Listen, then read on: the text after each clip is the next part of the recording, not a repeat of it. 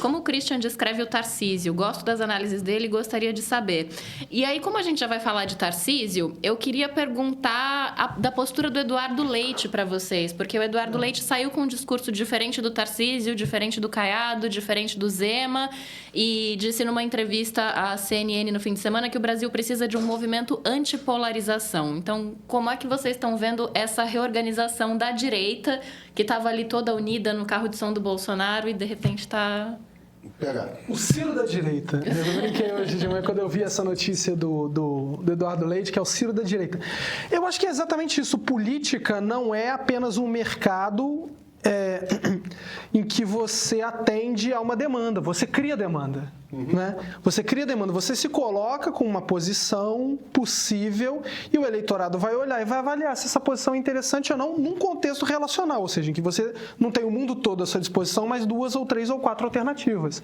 A posição do Eduardo Leite, eu acho que o Eduardo Leite é um político de centro-direita, quer dizer, não acho que ele seja de centro, eu acho que ele é um político de centro-direita, tem posições de direita moderada, digamos assim, né? Algumas pessoas dizem, mas o Eduardo Leite é homossexual, mas ele não converte isso numa agenda política, né? Por exemplo. Ele é um político de centro-direita que tem posições clássicas da centro-direita brasileira, né? Digamos assim, uma versão mais à direita do PSDB, de onde inclusive ele vem, né? E ele se colocando nesse mercado em competição, nessa guerra civil da direita, ele apresenta uma alternativa para o eleitorado. Se vai colar ou não, isso a gente precisa saber em que medida o eleitorado mais radical vai topar uma caminhada ao centro. Eu acho que qualquer alternativa, claro, política muda assim, né? Mas eu acho que a polarização, a radicalização da direita continua pelo menos até a próxima eleição. Eu acho que até a próxima eleição, uma alternativa mais radical vai se beneficiar mais do que uma alternativa mais ao centro. Né, porque é isso que acontece no mundo todo. Né? Mas é uma posição política nova que pode estar sendo colocada no cenário político que pode, a longo prazo, a médio prazo, produzir frutos. Né? Eu acho que pode. Ele está fazendo isso, mas ele depende do Kassab, que está quieto também, né? Ele depende do Kassab. Eu concordo em quase tudo com o PH. Com o Kassab, a gente nunca sabe. O Kassab, a gente nunca sabe. Eu só não sei se eu botaria o Leite necessariamente à direita do PSDB, no sentido Franco Montoro, Fernando Henrique, Mário Covas e tal. Eu acho que ele é a mesma coisa. É verdade, e talvez a gente concorde nesse ponto, que a política brasileira em relação aos anos 90 caminhou toda um pouco para a direita. Totalmente com você. Agora, eu acho que se o Leite fosse governador do Rio Grande do Sul nos anos 90, eu acho que ele não teria nenhuma diferença para o presidente Fernando Henrique Cardoso. Concordo com você, totalmente. Então, nesse sentido... O eleitorado que ele está buscando está mais à direita. E aí ele tem que calibrar o discurso dele, coisa que qualquer político faz. Como o Lula calibrou o discurso dele ao centro na última eleição, porque ele precisava fazer. Não é que o Lula tenha mudado, o Lula segue sendo o mesmo político, mas você tem sempre que calibrar. Agora, eu gosto muito dessa observação que você faz, de que o mercado você cria também, né? Você cria demanda, porque spot on, é exatamente isso. E eu estava conversando com a equipe do governador Eduardo Leite hoje de manhã. Esse vídeo que ele publicou no Instagram é a segunda maior audiência que ele teve na história do seu Instagram. Só perde para um vídeo em que ele divulga o Pix pedindo doações para enchente no Rio Grande do Sul no ano passado. Que foi uma coisa que pegou todo o Brasil, comoveu todo o Brasil, as pessoas, e que a gente entende porque que aquilo teve porque o Brasil inteiro só estava pensando naquilo. Então, outra coisa interessante, os vídeos que costumam fazer sucesso no Instagram do Eduardo Leite são vídeos mais pessoais. Ele com o marido de férias, ele com os cachorrinhos, que é aquela coisa do branding do político, né, que está ali trabalhando a imagem dele para que as pessoas conheçam, achem o cara simpático, tudo mais, tudo quanto é político faz. Não é? Essas coisas são as coisas que costumam fazer sucesso no vídeo dele. Então, essa é a primeira vez que o Eduardo Leite faz um discurso político, traz uma mensagem política e, pum, estourou. Ou seja, ele está criando demanda e, aparentemente, isso não quer dizer que ele conseguiu capturar eleitores, mas, aparentemente, tinha um grupo de brasileiros, um grupo de eleitores brasileiros que estava procurando alguém que falasse alguma coisa que fosse simultaneamente antipetista e antibolsonarista. Que foi exatamente o que ele entregou. E ele, de certa forma, eu acho que ele tem uma liberdade ali, que é o seguinte: ele é a opção número 3 de Gilberto Kassab. Ele está no PSD, ou seja, ele depende da escolha do Kassab. A primeira escolha do Kassab não está no PSD, é o Tarcísio de Freitas. A segunda escolha do Kassab é o governador do Paraná, Ratinho Júnior. A terceira escolha do Kassab como candidato à presidência da República é o governador Eduardo Leite. Isso, de certa forma, dá uma certa liberdade para ele. Uhum. Ele pode correr riscos. Por quê? Porque se ele não for candidato a presidente, ele vai ser candidato ao Senado e possivelmente vai ser eleito, ainda mais com a máquina do Rio Grande do Sul trabalhando. Qualquer governador que sai candidato ao Senado costuma se eleger no Brasil, ainda mais numa eleição com 2 senadores. Eu apostaria com qualquer um aqui que os senadores pelo Rio Grande do Sul, no ano que vem eleitos, vão ser Manuela Dávila e Eduardo Leite. Uma à esquerda e uma à direita. Aposto. Eu acho que existe um espaço, eu não estou dizendo o que vai acontecer, eu não estou dizendo que é dado, mas a minha impressão é de que existe um espaço, abriu-se um espaço para você disputar a direita. E tem uma pessoa que está tentando fazer isso, que é o Eduardo Leite. Eu sei que tem um bando de gente de esquerda falando o seguinte: falta equivalência, isso e aquilo, tudo mais. Eu entendo o argumento, mas vejam só. Todo mundo de esquerda fica reclamando o tempo todo de que não existe político de direita que se posiciona anti-Bolsonaro. Gente, o momento que um político de direita se posicionar anti-Bolsonaro, não vai se posicionar a favor do Lula, ele segue sendo de oposição. Então, que bom, temos alguém dentro da direita com a coragem de se virar e falar: este cara, esse sujeito, Jair Bolsonaro, está fazendo mal ao país.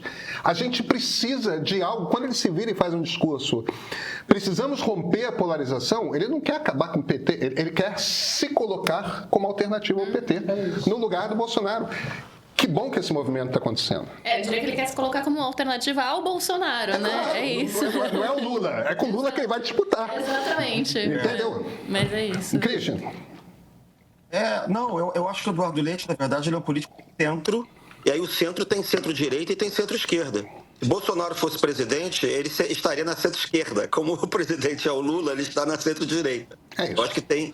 A centro-direita não deixa de ser direita, mas é o pedaço menos direitoso da direita, digamos assim. E eu acho que também tem uma coisa meio situacional. Ele não tem opção, a não ser ficar exatamente no momento dessa centro-direita. Agora, especificamente do que diz respeito ao Tarcísio, a gente tem que entender, acho que a lógica da polarização que orienta os movimentos dele, entendeu?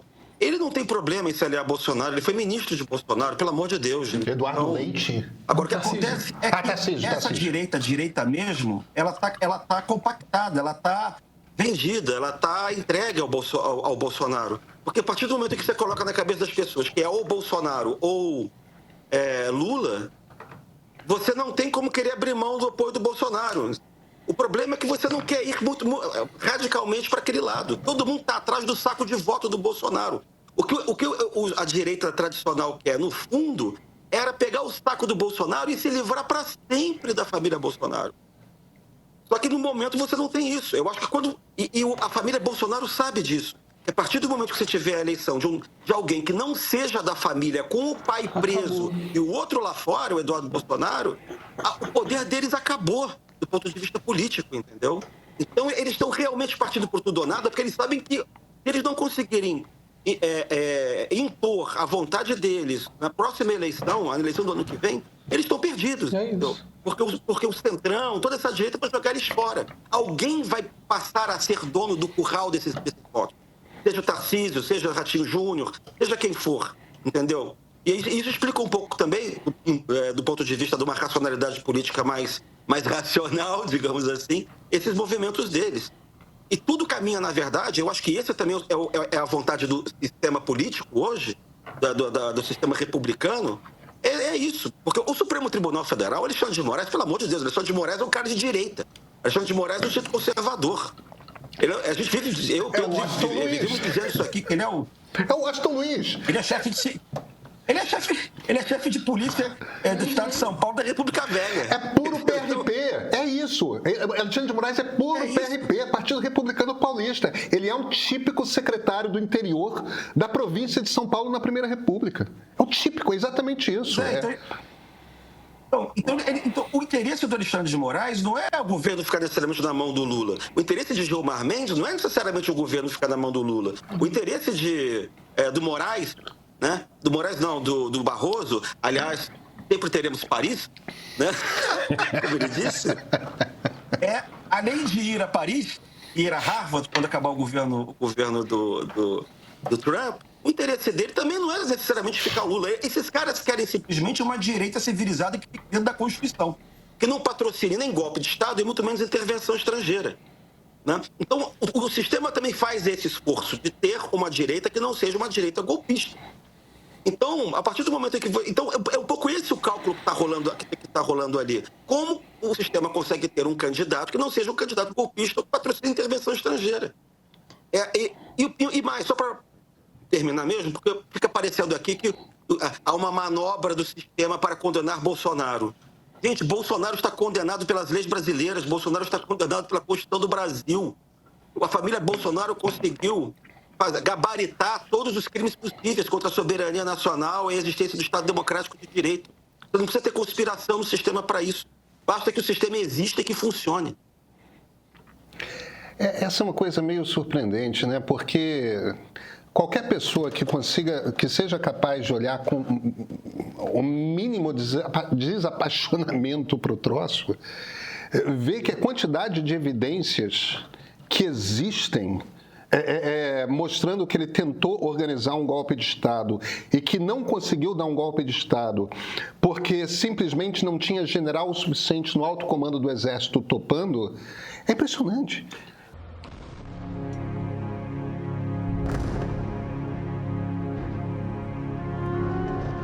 Essa guerra não começou agora.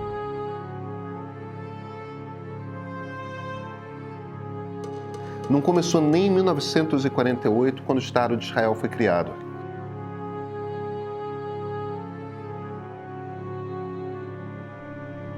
Esses são dois povos que já foram o mesmo e que habitam a mesma região há mais de 3.000 anos.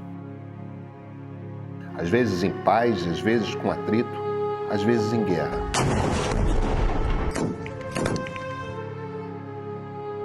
A versão atual nós chamamos de conflito Israel-Palestina.